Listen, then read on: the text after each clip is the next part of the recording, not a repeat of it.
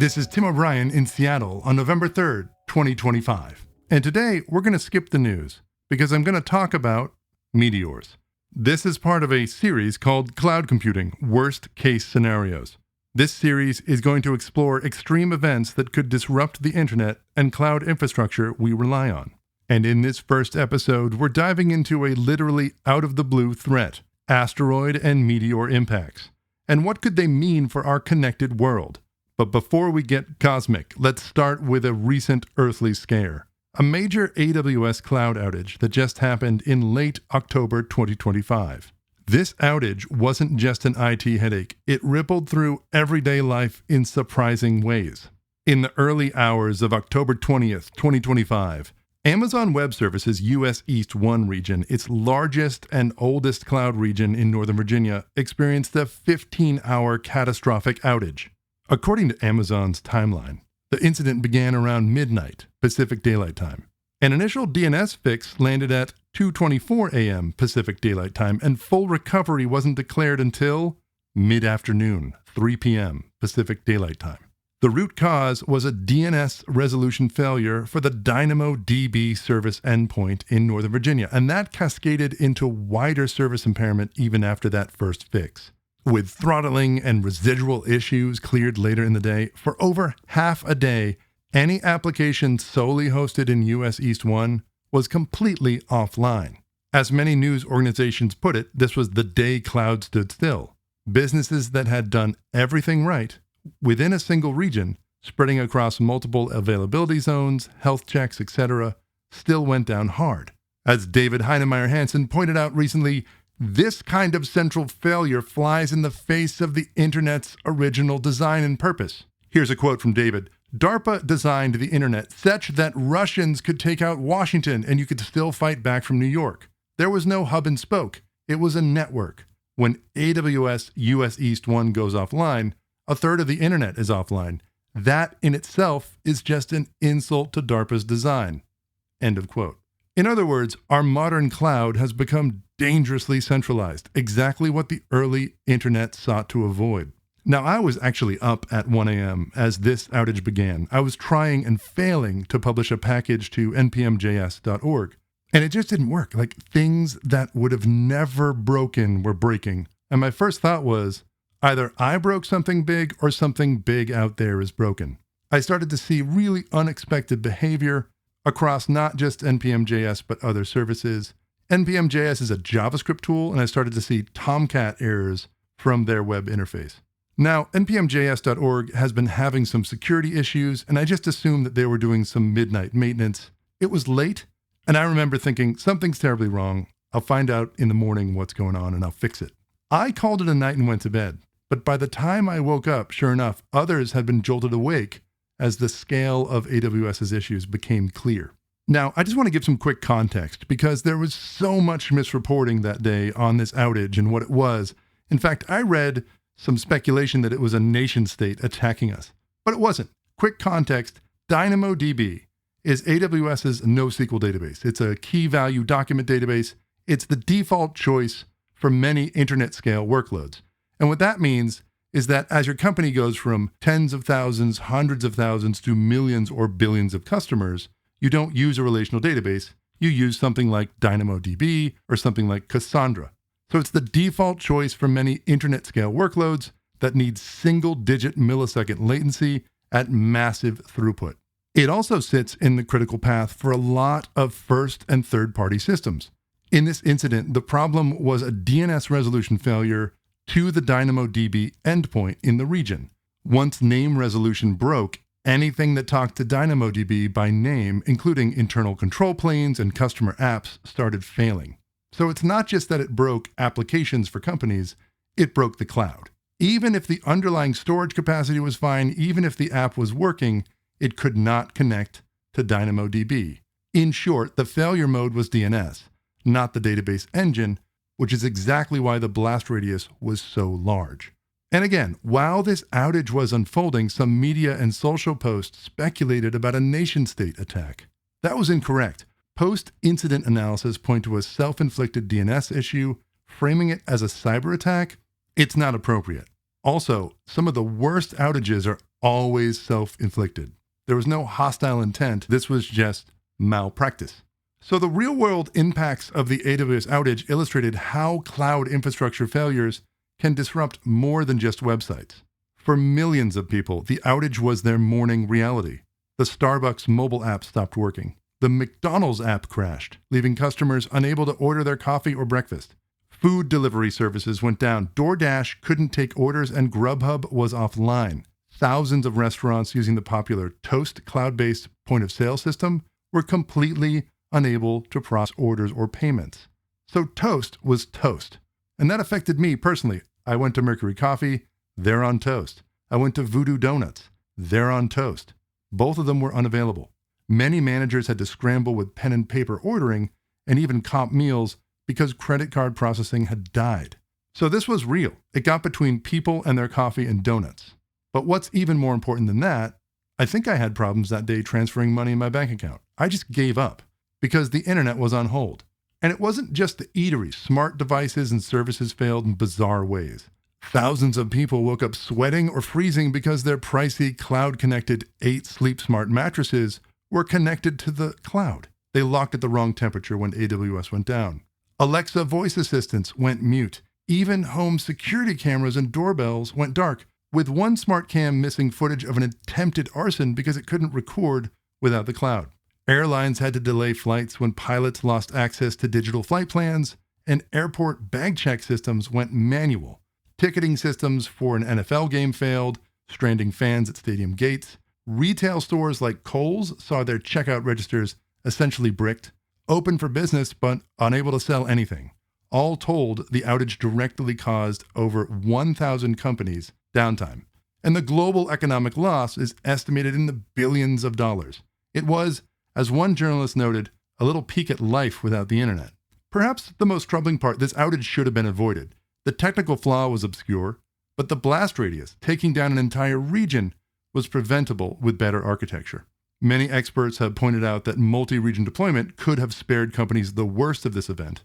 Those few organizations that weren't solely in US East 1 rode through relatively unscathed, their traffic failed over to unaffected regions, and customers barely noticed a hiccup. Unfortunately, most businesses, even the cloud-native ones, they had their eggs in AWS's Virginia basket. After nearly 20 years of cloud adoption, it's ironic and even shocking how many critical applications still run in just a single region.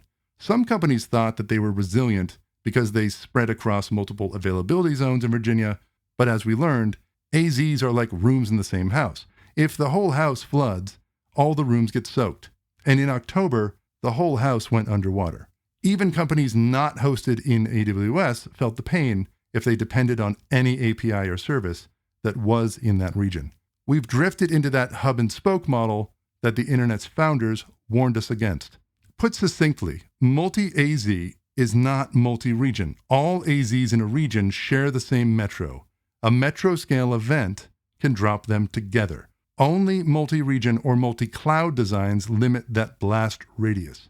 And that brings me to the main topic of today's episode. The AWS outage was a wake-up call, but it was nothing compared to the kind of worst-case scenario we'll explore now.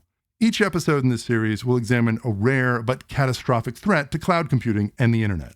My goal isn't to spread doom or panic, but to shine a light on the scenarios few people consider, often because we assume surely someone else has thought of that. But as we saw, many teams assumed AWS had robust failover and learned the hard way that those assumptions were not correct. Some forward-thinking businesses with rigorous disaster recovery plans stayed online during the outage, but the vast majority did not. Our infrastructure has grown so centralized and complex that black swan events can have outsized impacts. So in the spirit of productive paranoia, let's consider a nearly constant threat that lurks above us: asteroids and meteors. Yes, space rocks. It's not as far-fetched as it sounds. In fact, modern history has already seen a cosmic close call that should keep cloud architects up at night. To illustrate, I'm going to recount what happened one morning in February 2013 in Chelyabinsk, Russia. The Chelyabinsk meteor, a cosmic wake-up call. Shortly after sunrise on February 15th, 2013, residents of Chelyabinsk, an industrial city in the Ural region of Russia, witnessed something truly astonishing. Without warning, a brilliant fireball streaked across the sky brighter than the sun. Eyewitnesses were stunned. Some felt a wave of heat on their faces as they watched the blindingly bright meteor explode high above. One resident described a flash 30 times brighter than the sun that made them instinctively look away to avoid eye damage. And after analysis, scientists concluded that it was 14 times brighter than the sun. Dashboard cameras captured the moment with a glowing streak that blossomed into a flash. Then, minutes later, a powerful sonic boom and shockwave arrived, shattering windows across the city. And one quick side note about dash cams in Russia. Evidently, you don't drive in Russia without a dash cam. It's for your sanity and safety. If there's an accident, you have to prove it with video. And in 2013, cell phones were not as ubiquitous in Siberia as they are today, but dash cams absolutely were. So this is one of the reasons why we have so much video of the Chelyabinsk explosion. The Chelyabinsk meteor was the largest object to hit the Earth's atmosphere in over a century, since the Tunguska event of 1908. Later analysis revealed that it was an asteroid about 18 to 20 meters wide, roughly the size of a 6-story building, and it weighed around 10,000 tons. It struck the atmosphere at 19 kilometers per second. Now, to put that in perspective, for those of you on imperial units, that's 42,000 miles an hour, and at a shallow angle. This small asteroid approached Earth undetected, in part because it came from the direction of the sun, hiding in the solar glare. At 9:20 a.m. local time, it detonated in an airburst about 30 kilometers or 18 miles above the ground. That explosion released an estimated 400 to 500 kilotons of energy. That's as much energy as 25 to 30 Hiroshima atomic bombs in an instant.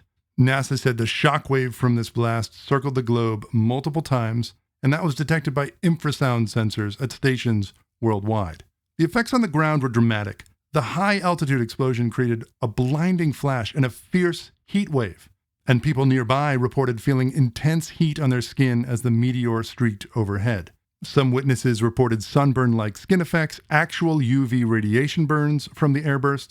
There were people reporting eye pain, and it smelled like burning for about a day afterwards. This wasn't just like a YouTube video you're watching that's silent. People were injured, enough to break bones. There were reports of people with peeling skin.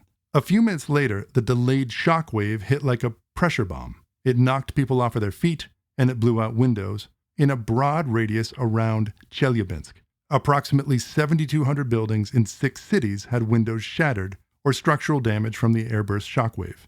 In the middle of a frigid Russian winter, that was a big problem. Authorities had to rush to cover blown-out windows in sub-freezing temperatures to prevent hypothermia indoors. One factory roof collapsed. Car alarms rang out and glass littered the streets. In the moments after the blast, many thought that there had been a bomb or a plane crash. Around 1,500 people were injured badly enough to seek medical attention. All of those injuries were indirect. Most of these injuries were from flying glass and debris that was caused by the shockwave. People standing at their windows to watch the bright fireball were showered with glass when the wave hit minutes later. Others suffered burns and eye pain from the flash. Doctors treated patients for retinal burns akin to staring at a welding arc or the sun. Thankfully, no one was killed, largely because the asteroid exploded so high up that the atmosphere absorbed most of its energy. But the other fact is, this didn't actually explode directly over the city. It was approximately 12 kilometers outside of the city. So there's a story about a teacher in a school that took the right actions. When she saw that bright flash, her instinctual reaction was to tell students to duck and cover. She also opened the doors. If you happen to find yourself in this situation, by the way, if you ever see a bright light that's unexplainable outside your window, first, I hope you're not looking at it because it's brighter than the sun. My recommendation to you, my advice, is to close your eyes. Don't look at it directly. If you do, you're going to have larger problems in your data center. The other advice I have is duck and cover. Get away from windows and duck. It could take minutes for a shockwave to reach you, and that was true in Chelyabinsk. So to the highest damage, the most injuries were the people close to windows, staring out in awe at the fantastic thing that they just witnessed.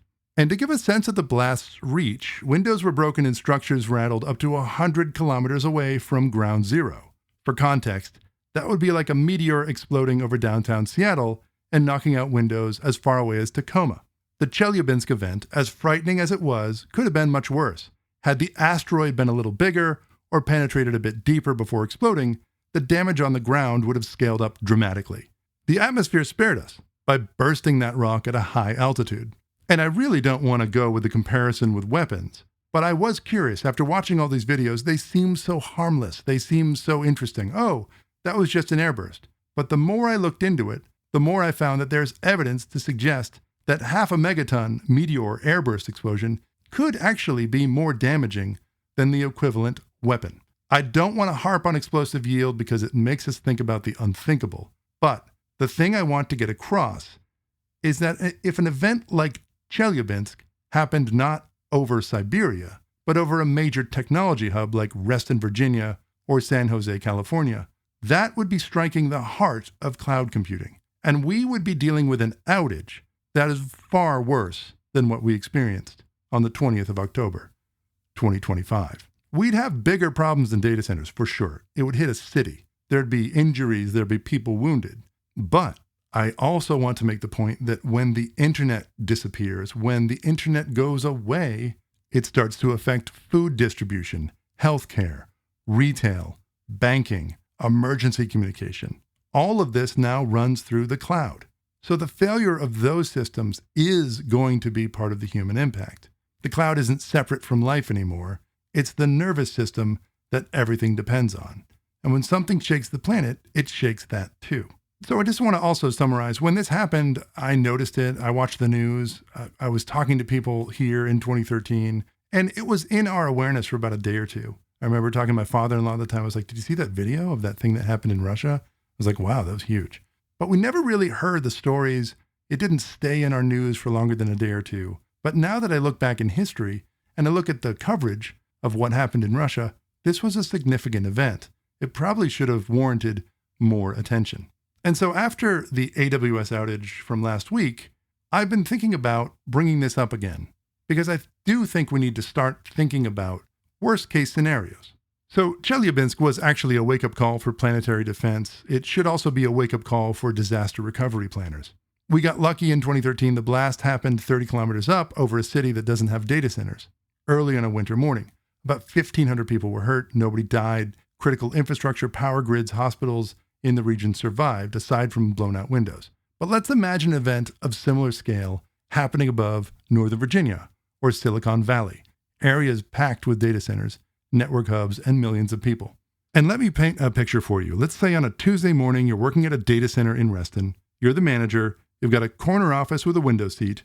You're just minding your own business. Maybe you're checking corporate training that's overdue. As you click through this corporate training and how to deal with antitrust issues or how to manage people, you notice a strange brightness. In fact, things are getting brighter and brighter. Over the course of maybe 5 or 6 seconds, it's like someone has a continuous flash. It's not a flash as much as it's just something getting brighter and brighter, to the point where you're having to squint. And then suddenly it gets so bright that you're just overwhelmed. Luckily, you're not looking out the window, because if you were, you might actually suffer permanent eye damage. But you're looking at your computer, and this is a very bright flash, but there's no sound yet. You get up. You're starting to turn towards the window when people start running around. What was that? Did you guys see that? No one understands. People are saying, are we under attack? You don't know. You're just like, what was that light? About a minute later, because this thing has just exploded over Ashburn, Virginia, all the glass windows are blown out, and a shock wave that is deafening throws you off your feet. You're unconscious for about a second. Now, luckily, you weren't standing at the window. You had gone into the data center floor to figure out what was happening. And not only were the windows blown out, but part of the roof structure was impacted. Now you're looking up at the top of the data center, and the data center is a very sound building. But whatever just happened compromised the structural integrity of that building. And good news, it's a rainy day. So now there's water pouring into your data center. You're already at a point where you've given up. You're like, okay, that's not going to be good. We do have action plans for this, but something big just happened. You're really far more worried about the safety of the people you manage than the data center's computers. Now you look around, and surprisingly, there are people who still have their senses together. And one of them tells you, look, we can salvage that half. We got backup generator. But you notice you're not hearing the backup generator kick in. You're not hearing the backup generators kick in, and you're wondering what is going on. In fact, the lights are out, which is a problem for your data center because electricity is fairly important to computers. You're walking around, you start to realize that your cell phone doesn't work, your data center is offline, You've got people running around. It's 5 to 10 minutes later. Someone walks up to you and says, hey, so the AC units on the roof just got thrown off the building entirely. And it's at that point where you can't really do much about it. I mean, at that point, you pretty much have given up. And that really is what would happen in about 8 to 10 minutes. Your data center is offline. Not only is the data center offline, but it's damaged. And some of the utilities that you depend on to cool and power your data center, those are compromised. Northern Virginia, for instance, is home to AWS's US East 1 in Ashburn, Reston, plus major facilities for Microsoft, Azure, Google Cloud, and countless telecom providers. It's not nicknamed Data Center Alley for nothing. Ashburn, Reston has the densest concentration of data centers on Earth and is a dominant interconnection hub in North America. No single metro handles a majority of global internet traffic, but Northern Virginia is a top exchange peering locus and a critical dependency for many services. On the power side, AWS data centers in Northern Virginia have a projected footprint on the order of 2.7 gigawatts. And in coming years, that's only going to grow. Picture dozens upon dozens of massive windowless buildings, each filled with rows of servers that store our data and run our applications. This region is essentially the nerve center of the cloud. Now imagine around 9 a.m. on a clear day, a blinding fireball streaks over Ashburn. Moments later, it explodes with half a megaton of force at 20 to 30 kilometers altitude. A Chelyabinsk-like airburst right above the densest cluster of data centers on Earth. So what would happen? First, people in Washington, D.C. about 30 miles away might see a flash like an unexpected sunrise. The shockwave would take a couple minutes to arrive, and when it did, it would blow out windows in downtown D.C. and across towns in Virginia and Maryland, within a 60-mile radius, just like in Chelyabinsk. In the immediate vicinity of Ashburn and Reston, ground zero, the blast wave would be much stronger. We could expect light structures to be damaged. Cladding would be peeled off buildings. Perhaps some weak structures would be collapsing. Data centers are built pretty sturdy, and they don't have many windows, which is good. But they are not military bunkers. A powerful shock wave can still wreak havoc. HVAC systems and cooling towers would be destroyed. Air intakes would be clogged with debris. Exterior equipment tossed around. Racks of servers could be knocked over if the building shakes hard enough. At the very least, power would likely go out, either from the blast-damaging substations and transmission lines, or as an automatic protective shutdown. The region's electrical grid could see wide outages from down lines and blown transformers. Communication networks would suffer, cellular towers in the area might be blown down or disabled, fiber optic links could also be cut, the internet exchange points could lose connectivity. And it's DC, so parts of the government are probably ready for this. It's what's called a black sky event. Black sky is when something takes out all electricity, all of the radio frequencies in an area. And at this point, in other data centers 60 miles away, you'd be able to pick up a generator, but the entire internet has been thrown into absolute chaos. All of a sudden, every single company in the world that has any servers in Northern Virginia, which is most companies, is now trying to figure out what their disaster recovery playbook looks like. And for those companies that are regularly rehearsing and taking into account regional failure, no problems. They're able to flip a switch and fail over to somewhere like California or Oregon, and it's relatively quick. There are likely a lot of companies that are doing disaster recovery exercises, but they never really simulated a real failover. So they're learning right now that some of these steps were just documentation. They were never executed. No one ever planned them. I remember at a company I won't name being in a meeting where we were talking about geographic redundancy for a particular application. It was important for us to have that application running in more than one region because it could not go down. I remember I raised my hand and I was like, does anybody remember what happened in Chelyabinsk? And this was 2015. The whole room, people were like, what the heck is O'Brien talking about again? Why is he saying a weird Russian word? And I had to explain to them what happened. Nobody really wanted to hear it. So I showed them the video. Eventually, I think people understood what I was getting at, but I could tell it was uncomfortable. People who plan disaster recovery rarely want to talk about their disasters. And I remember there was a time I was talking to a team that was doing some disaster recovery planning, and they were like, well, let's not talk about what the actual disaster is. Let's just talk about what we would do in response to one. They don't really like to talk about it because it's a little bit concerning. And honestly, I think that's one of the flaws of disaster planning. We really do need to think about what's going to happen and plan out in detail what our reaction to it would be. Oh, and by the way, here's another complication. Not every company has geographically distributed staff. And this is one of the problems you're going to have if there's a major event over a major city that contains one of your data centers. Usually your operations team is close to the data center, but not all the time. But if you only have a team that knows how to do your disaster recovery plan in one city, you need to start thinking about moving them to different cities. If your ops team is sitting in Herndon in the dark, wondering how to fix the leaky roof, they're not going to be able to be on the phone telling people how to execute your disaster recovery plan. Crucially, multiple availability zones of AWS US East 1 would all be impacted in this scenario. Remember, Amazon's documentation is that the 6 availability zones in Virginia are all within 60 miles of each other. A meteor blast covers a lot more ground than that. Every server in that region could go dark either from physical damage or the loss of power cooling. The cloud's biggest house would have flooded in an instant. If you think about a 15-hour software outage and how bad that was, imagine an indefinite outage caused by physical destruction. During the October 2025 AWS outage, some companies lost an estimated $60,000 per hour in revenue, and that's probably a low estimate. Those losses would be pale next to a disaster that would follow a Chelyabinsk event. We're talking about days or weeks of downtime for many services. Some data centers might not even come back. Others could be offline for months if major reconstruction is needed. And if a facility actually collapsed or burned, its data or hardware might be a total loss. This is why it's important for you to practice multi-region architecture. Bigger than this would just be chaos. I mean, if you actually managed a data center and you were in the middle of that event, as you should be focusing on the health and well-being of your employees. And that would be the first thing. Whether or not your data centers work would be the last thing to worry about. So it's important when you're planning multi-region and failover and response to understand that if a region is affected by something catastrophic, you can't count on anyone in that region to be able to help. Frankly, the data center health would be the last thing that the government would be worried about. Your ambulances would be all over the place, hospitals would be busy. We'd be more interested in food distribution than is the extra super special GPU running for that LLM. So it's not just AWS. I'm picking on them because of the outage that happened last week. But Google Cloud has a big region in Northern Virginia, Facebook, Apple, IBM, Oracle, everybody. So many companies have major infrastructure in that area. Also, the May East Internet Exchange is there. May East has gone through a lot of changes over time. It used to be one room in one data center, and now it's really a collection of structures.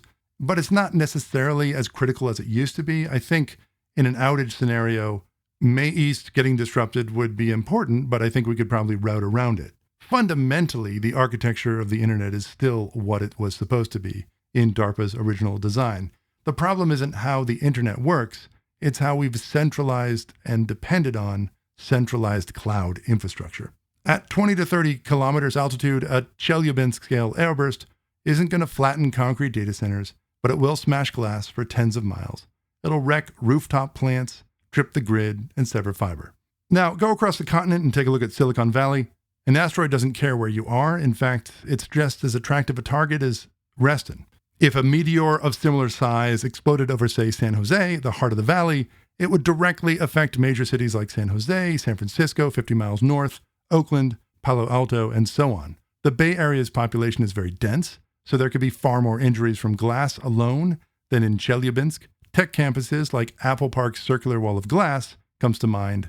That would suffer some heavy damage. Data centers scattered around Santa Clara and San Jose would face the same challenges: power loss, shock damage, fires. Western cloud regions are somewhat more spread out than those in Northern Virginia, but they are the key network hubs in the Bay Area that link to the Pacific undersea cables. And if those links go down, global internet connectivity between the US and Asia could degrade until alternate routes pick up slack. How much of the cloud would go down if Silicon Valley were hit? Potentially a lot, though arguably less than Virginia, since the cloud providers also have large presence in Oregon, Texas, and many Bay Area companies, ironically, host in Ashburn. However, the loss of life and physical devastation could be higher in an event over a major city, and the tech industry would be thrown into disarray, dealing with the humanitarian crisis at home, in addition to the infrastructure crisis. It's hard to put a number on recovery costs, but you can imagine major cloud companies essentially rebuilding data centers from scratch.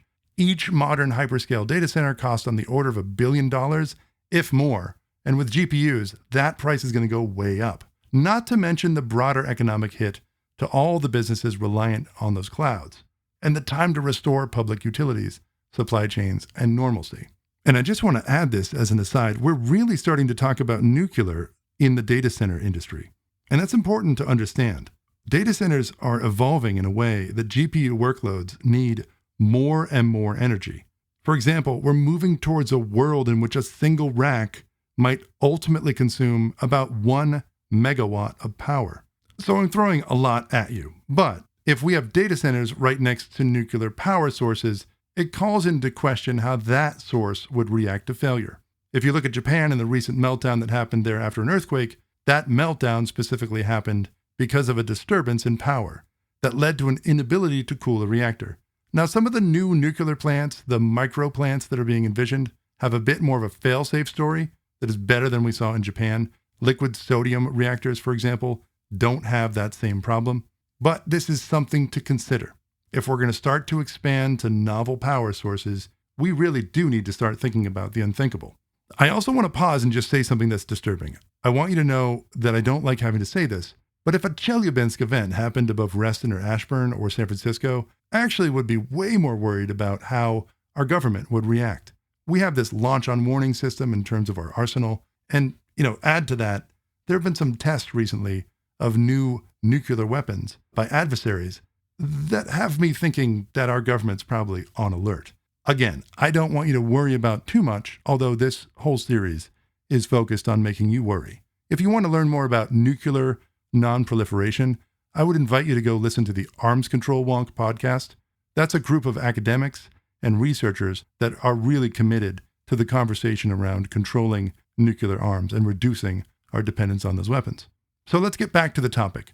In these scenarios, whether it's Reston or the Bay Area, beyond the immediate physical damage, there's a sobering truth. Many businesses' disaster recovery plans do not account for losing an entire metro region in a blink. It's a classic black swan. Low probability on any given day, but high impact. Chelyabinsk taught us that medium-sized meteors, only 20 meters, can strike without warning and they pack a punch.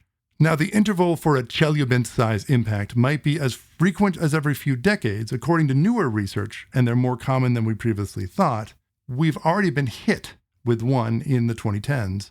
We might well see another in our lifetime. Most will explode, fingers crossed, over oceans or uninhabited areas. Earth is mostly big empty space, but one could just as easily explode over a large city with data centers. It's random chance.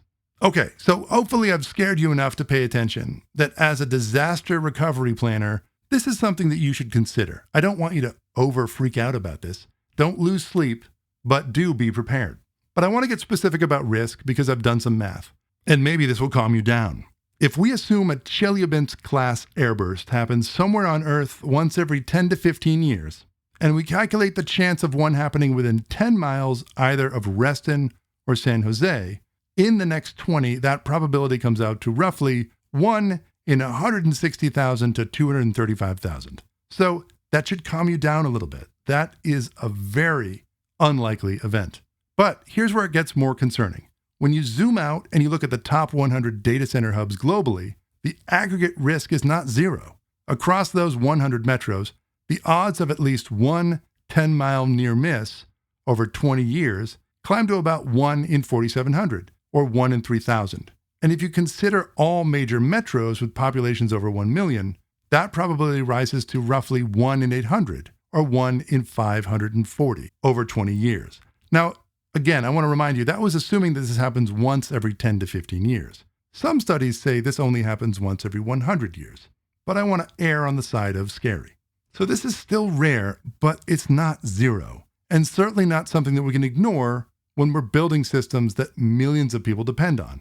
This is not an insubstantial risk. Even if the chances are in the hundreds to thousands, that's still something that needs to be thought about, needs to be entertained. And in terms of the risk that we face for data centers, for regional failures, this is likely on the low side of probability. There are other things that can and will happen: earthquakes, floods, storms, civil unrest, that we probably also need to think about as well. And other episodes in the series will likely touch upon those. So what can we do? We can't move Ashburn's data center alley or Silicon Valley's infrastructure on a whim. However, companies can mitigate the risk by distributing critical workloads geographically. If you operate in Virginia and, say, in Ohio or Europe, A single event is far less likely to take out both. Rigorous backup and restore procedures are a must. Data that's backed up to an offsite location out of your region could save a company if the primary site is cratered. Business continuity drills should include scenarios like Region X is completely gone. Now what? And I would also argue your exercises should turn off those regions. Playbooks are in place, but you need to make sure they work. A few forward-looking organizations do chaos engineering tests where they simulate region failures, and the best organizations do those drills with no warning. If you have a service or a system that needs to be able to operate through a regional outage, then I challenge you to run those tests. Choose a night where traffic is low and cut the cord to see what fails. The problem here is that many companies don't take the time to do this. So when there's an unexpected regional outage, development teams are surprised to learn about dependencies.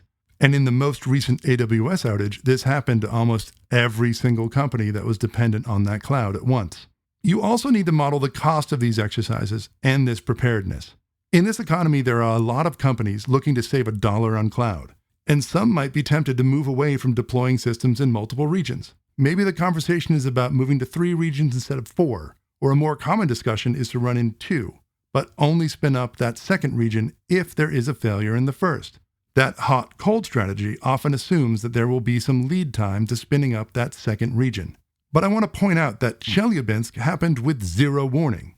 Real resiliency doesn't require a warning. It's immediate, and every company that uses cloud needs to find a way to fail over quickly and ideally in an automatic and instantaneous way. So back to that cost topic. In light of this week's outage, a lot of companies that were affected are starting to take stock of the economic impact of that outage. With hindsight, many would have gladly paid the extra cloud cost to have avoided this embarrassing outage. If you or your FinOps team is thinking about reducing your geographic resiliency to save on cloud cost, I would argue that you need to find a new way to measure the value of stability in the face of disaster. Think insurance. On a larger scale, the industry might need to collaborate on contingency plans for such an extreme event. For example, if Ashburn went offline, how could we rapidly provision emergency capacity elsewhere? How could we, say, suspend competition so that we could make sure the internet gets back up? Is there a cache of servers or modular data centers that could be deployed? These are big questions that likely haven't been fully answered, especially in the hyper-competitive market for cloud computing. Okay, so if you thought we were going to wind up with a positive thing, let's get more gloomy. Let's zoom out a little further. Chelyabinsk was big for the 21st century, but in cosmic terms, it was super tiny. We'll discuss an even larger meteor event from history to understand the upper limit of what we might face. And then we can consider the truly massive impacts Earth has experienced and guaranteed will experience again. Hopefully, not in our lifetimes. The Tunguska event, which is a city killer. If Chelyabinsk was a wake-up call, the Tunguska event of 1908 is the historical benchmark for a meteor impact disaster in modern recorded history. Early on June 30th, 1908, in a remote region of Siberia near the Tunguska River, something exploded in the sky with almost unimaginable force. The best scientific guess is that an asteroid about 50 to 100 meters across, perhaps the size of a large office building, entered the atmosphere and detonated 5 to 10 kilometers above ground. The estimated yield of this is between 10 to 15 megatons of TNT. Now that's roughly 30 times more powerful than the Chelyabinsk blast that we've been discussing for about a half an hour. And that's on par with a very large hydrogen bomb. That blast wave flattened an estimated 80 million trees over an area of 2,150 square kilometers, or 830 square miles. To put that in perspective, an area the size of a major metropolitan city was essentially leveled. Had this event occurred over a big city, it would have utterly annihilated it. If Tunguska had detonated over a major city, it would have wiped it off the map, as one scientist bluntly noted. And I'm not going to read all of the eyewitness stories, but it was intense. People who were 50 miles away were thrown into the air. They felt a searing fire. Multiple thunders boomed. There was a second sun. Modern consensus is that this was a stony asteroid or a fragment of a comet that blew up in the atmosphere. And from an impact on cloud standpoint, Tunguska, I'm not even going to talk about it, but that would definitely take a region out of play. Okay, so now here's the good news. Tunguska-size events are far rarer than Chelyabinsk-sized ones. Tunguska happened in 1908. Nothing of that scale has hit since. Scientists estimate that a Tunguska-level impact, the 10 to 15 megaton range from a 50 to 100 meter asteroid, that occurs perhaps once every few hundred to 1,000 years. We also have systems that are watching constantly. Statistically, they're unlikely in any given year or century, and even less likely to hit over a city, but it can happen. And as our luck would have it, the one in 1908 did strike land. If one were to occur today over a metro area, it would be a disaster beyond anything we've ever experienced. But here's the good news. I don't think you need to think about that. Focus on preparing for a Chelyabinsk event, because there is a chance you could see one of those during your lifetime. And of course, we can't end this episode without noting that Tunguska wasn't actually the biggest by far. In Earth's past, there have been impacts that dwarf it. For instance, 35 million years ago, an asteroid struck what is now the Chesapeake Bay in Virginia, which is ironically right next door to today's data center alley. And it created a crater that's 87 kilometers wide. The crater is 87 kilometers wide. Go further back and you'll see the dinosaur killer Chicxulub that impacted 66 million years ago in Mexico, and that was on the order of 100 million megatons. If that happened today, we probably wouldn't have much time to worry about data centers. Those are truly cataclysmic. That's global devastation. That's mass extinction. That is not on your cloud data center preparation list. But I hope after listening to this, you realize that there is risk, and there's a risk that has a non-zero chance of happening. Events in the Tunguska class or the Chelyabinsk class are within the realm of planning. They're rare, and we've now seen 2 in just 100 years. Chelyabinsk taught us something scary, that we might not see it coming. The Chelyabinsk asteroid snuck up on us from the sun's direction. We only knew that it had arrived once it blew up. That same day, by coincidence, another larger asteroid, 45 meters, named 367943 Duende, was passing Earth from another direction and had been predicted in advance. It missed Earth, but Mother Nature basically said, don't get complacent. Here's one you didn't spot. Now, I'm not just here to get you all worried, although I hope I have done that. But you might also be wondering, how are we tracking these threats? The good news is, since Chelyabinsk, there has been a push to improve our asteroid detection capabilities, especially in the 10 to 50 meter size range. NASA, for instance, has a program called Planetary Defense Coordination Office, or the PDCO. And surveys like Pan-STARRS and Catalina Sky Survey are scanning the skies. There's also the Sentry system at NASA JPL that continuously monitors known asteroids for potential future impacts.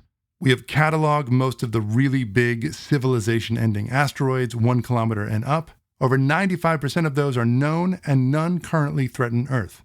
However, in the 20 to 100 meter range, our inventory is far from complete. These are harder to spot, and they're numerous. Scientists estimate that there are many thousands of near-Earth objects of that size, and only a fraction have been discovered. They're out there, and occasionally one will cross Earth's path with little warning. The silver lining, an object exactly like Chelyabinsk meteor, is still pretty small. It sounds huge at half a megaton, but it's on the threshold where it mostly causes property damage and injuries rather than mass casualties. Again, depending on where it hits.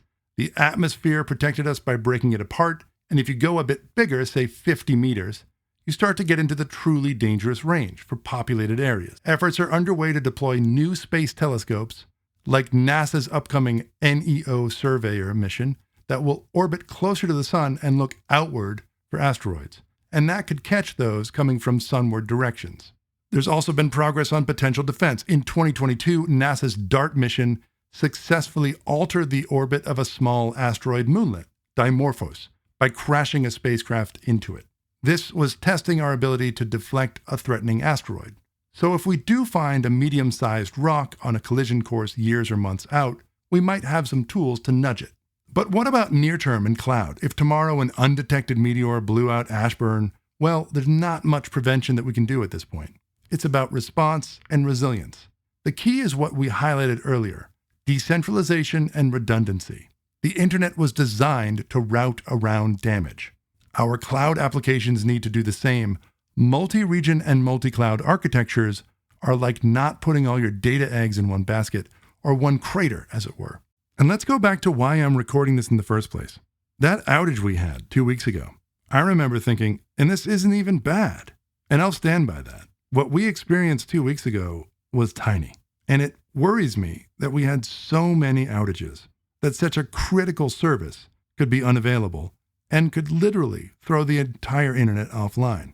What if something actually awful happened? What if a Chelyabinsk occurred in the wrong place?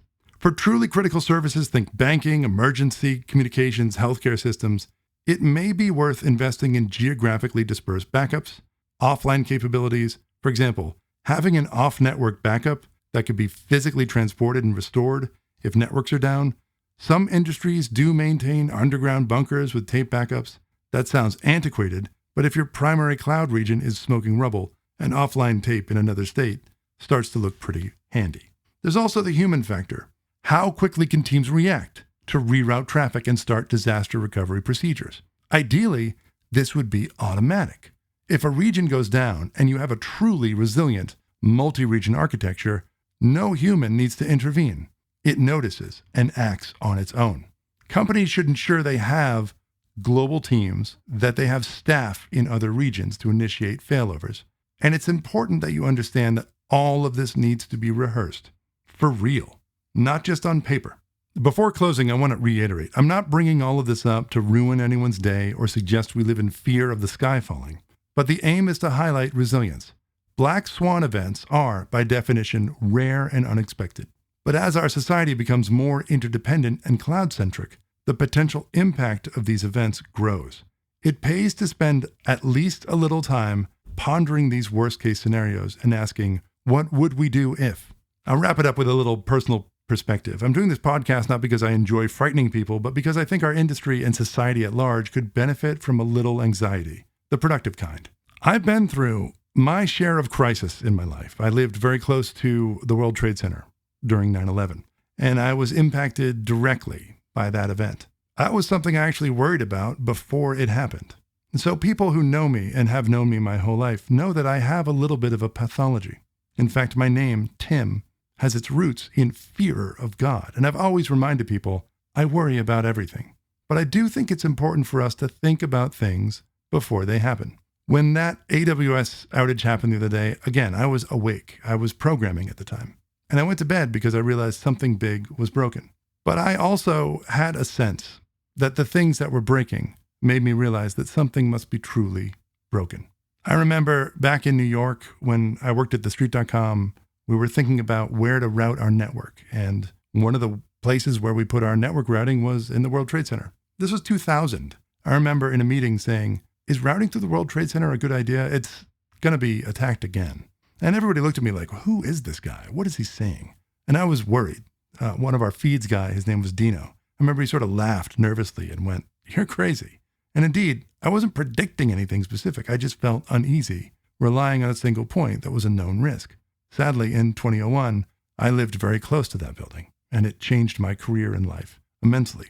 Now, don't think I'm proud that I asked that question. I'm not. It was disturbing. But it also shows that you can think about the worst case scenario before it happens. In late 2019, I was really focused on this community called Arms Control Wonk. They have a Slack channel. It's a bunch of people who are tracking current events, conflicts. They have a politics channel, which is very active right now. But every time there's a nuclear missile test, you're going to find out about it first from that Slack channel, not from the news. So in December of 2019, someone started to report and track the virus that was happening in Wuhan. And I remember I was paying really close attention to it. I was skiing a lot. I was in a choir. I remember around mid-January, early January, I was talking to my kids about it. And I was like, this news story is bigger than I think we know. Something's going to happen. I remember talking about it at work. At the time, I was responsible for capacity planning for a large website. And I brought it up with one of the cloud providers that we depended on. And I said, hey, I know it's like January 10th, but we really need to get ready. This thing could be big. And the people I was working with kind of laughed and said, are you sure? People on my team were like, this is just Tim. He worries about everything. But in hindsight, I was one of the first people to call out the risk of this pandemic and how it would impact cloud. Again, I'm not claiming credit for that. as much as I'm trying to outline that I have a history of anticipating things. And I think it's important, if you're responsible for reliability, if you're responsible for cloud capacity, that you really do need to think about risks. And you might be seen as overreacting to them, but I guarantee you, there's a bunch of people working at the companies that prepared for regional failure who are no longer seen as crazy. You need to be a little more active in how much you're worrying. And I'm hoping that listening to this podcast has gotten you a little more anxious. So I want to thank you for listening to this rather explosive first episode of the series. If you've enjoyed taking a mental trip through disaster land and hopefully learned something useful, stay tuned for the next episode of Cloud Computing, Worst Case Scenarios. In the meantime, maybe double check where your data is stored and how many backups you have, and perhaps keep an eye on the sky every once in a while. But, and again, I want to remind you, if you do see what looks like a meteor starting to develop, look away as quickly as you can. I also want to remind you to bookmark spaceweather.com because they have a great report on near-Earth objects, and we're tracking a lot of them. Luckily, none of them are projected to hit any large data centers anytime soon. Until next time, this is Tim, your friendly neighborhood worrier, and I'm signing off.